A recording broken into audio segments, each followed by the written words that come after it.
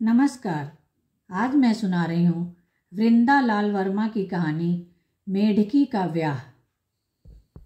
उन झीलों में त्राही त्राही मच रही थी। आषाढ़ चला गया, सावन निकलने को हुआ, परंतु पानी की बूंद नहीं।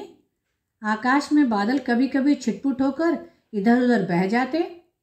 आशा थी कि पानी बरसेगा, क्योंकि गांव वालों ने कुछ पत्रों में पढ़ा था कि कलकत्ता मद्रास की तरफ जोर की वर्षा हुई है। लगते आषाढ़ थोड़ा सा बरसा भी था, आगे भी बरसेगा। इसी आशा में अनाज बो दिया गया था।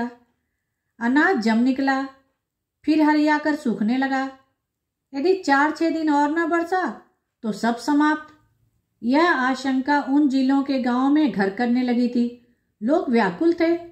गांव में सामानों की कमी न थी। टोने टोटके, धूप दीप सभी कुछ किया, लेकिन कुछ न हुआ। एक गांव का पुराना चतुर नावता बड़ी सूझबूझ का था। अथाई पर उसने बैठक करवाई। कहाँ क्या किया गया है, थोड़ी देर इस पर चर्चा चली। नावते ने अवसर पाकर कहा, इंद्र वर्षा के देवता हैं, उन्हें प्रसन्न करना पड़ेगा। सभी तरह के उपाय कर लिए गए हैं। कोई गांव ऐसा नहीं है जहां कुछ न कुछ किया गया हो, पर अभी तक कुछ हुआ नहीं। बहुत से लोगों ने तरह तरह से कहा और उन गांवों के नाम लिए।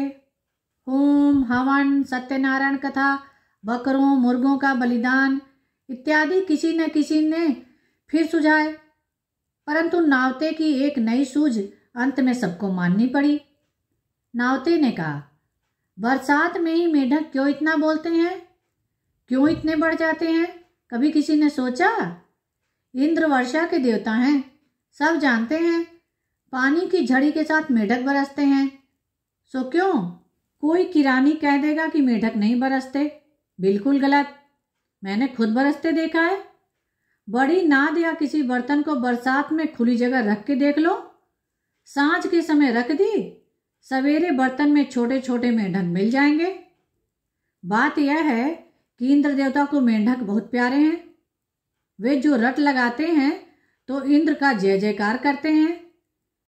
अथाई पर बैठे लोग मुंह ताक रहे थे कि नावते जी अंत में क्या कहते हैं।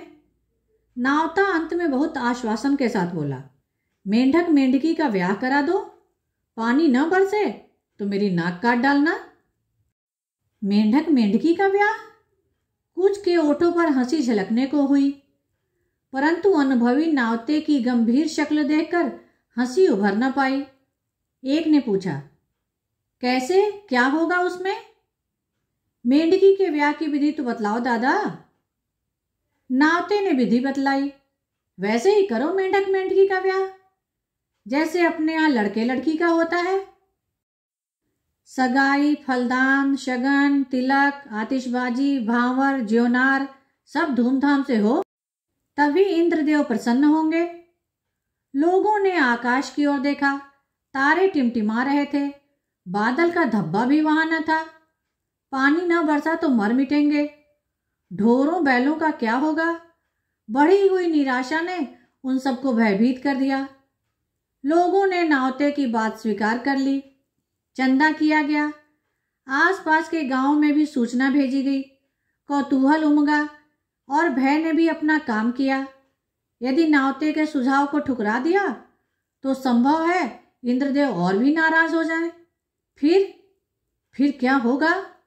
चौपट, सब तरफ बंटा धार। आसपास के गांवों ने भी मान लिया। काफी चंदा थोड़े ही समय में हो गया। नावते ने एक जोड़ी मेंढक भी कहीं से पकड़ कर रख लिए। एक मेंढक था, एक मेंढकी। ब्राह्मणों की कमी नहीं थी। ब्याह की धूमधाम का मजा और ऊपर से दान दक्षिणा। गांव के 2 भले आदमी मेंढक मेंढकी के पिता भी बन गए। मुहूर्त शोधा गया, जल्दी का मुहूर्त। बाजे गाजे के साथ फलदान, शगन की रस्में अदा की गईं। दोनों के घर दावत पंगत हुई। मेंढक मेंढकी नावते के ही पास थे। वही उन्हें खिला पिला रहा था। अन्यत्र हटाकर उनके मरने जीने की जोखिम कौन ले? तिलक भावर का दिन भी आया। पानी के एक बर्तन में मेंढकी उस घर में रख दी गई जिसके स्वामी को कन्यादान करना था। उसने सोचा, हो सकता है पानी बरस पड़े, कन्यादान का पुण्य तो मिलेगा ही। मेंढक दूल्हा पालकी में बिठलाया गया, रखा गया बांध कर। उछल कर कहीं चल देता तो सारा कारोबार ठप हो जाता। आतिशबाजी भी की गई और बड़े पैमाने पर। एक तो आतिशबाजी के बिना ब्याह क्या, दूसरे अगर पिछले साल किसी ने आतिशबाजी पर 1 रुपया फूंका था तो इस साल कम से कम 1.25 का धुआं तो उड़ना ही चाहिए। तिलक हुआ। जैसे ही मेढक के माथे पर चंदन लगाने के लिए ब्राह्मण ने हाथ बढ़ाया कि मेढक उछला।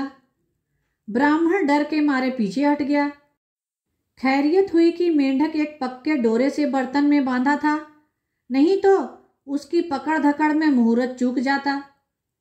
कुछ लोग मेंढक की उछल कूद पर हंस पड़े। कुछ ने ब्राह्मण को फटकारा, डरते हो? दक्षिणा मिलेगी पंडित जी, करो तिलक। पंडित जी ने साहस बटोरकर मेंढक के ऊपर चंदन छिड़क दिया। फिर पड़ी भांवर।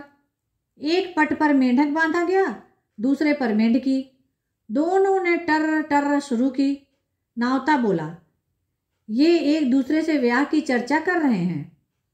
ब्राह्मणों ने भांवरें पढ़ी और पढ़वाई। फिर दावत पंगत हुई। मेंढकी की विदाई हुई। मेंढक के पिताजी को दहेज भी मिला। मनुष्यों के विवाह में दहेज दिया जाए तो मेंढक मेंढकी के विवाह में क्यों हाथ सिकोड़ा जाए? पानी बरसे या न बरसे, मेंढक के पिताजी बहरहाल कुछ से कुछ तो हो ही गए। नावता दादा की अंटी में भी रकम पहुंची और इंद्रदेव ने भी कृपा की। बादल आए, छाए और गड़गड़ाए। फिर बरसा मूसलाधार। लोग हर्षमग्न हो गए।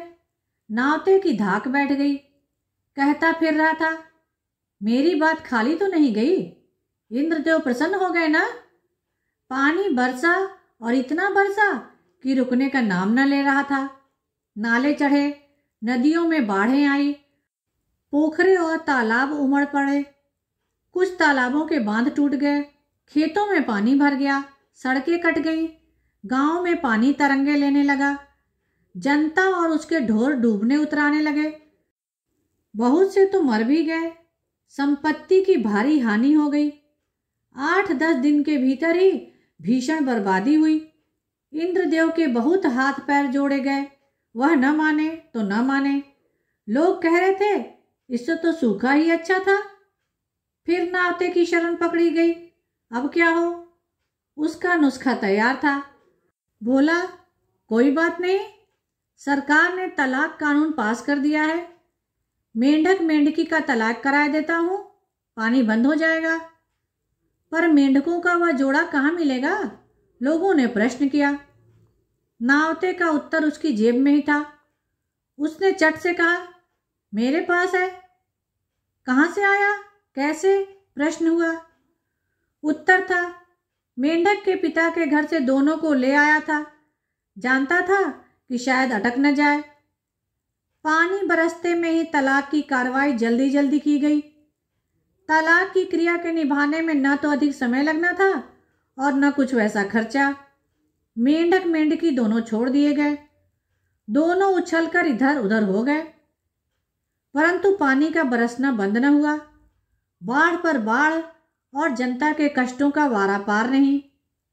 गांव छोड़ छोड़कर लोग इधर उधर भाग रहे थे। एक दो के मन में आया कि नावता मिल जाए तो उसका सर फोड़ डालें, परंतु नावता कहीं 9-2-11 हो गया था। धन्यवाद। कहानी को लाइक करें, शेयर करें और मेरे चैनल को सब्सक्राइब करें, जिससे सभी कहानियाँ आपको समय पर मिल जाएं।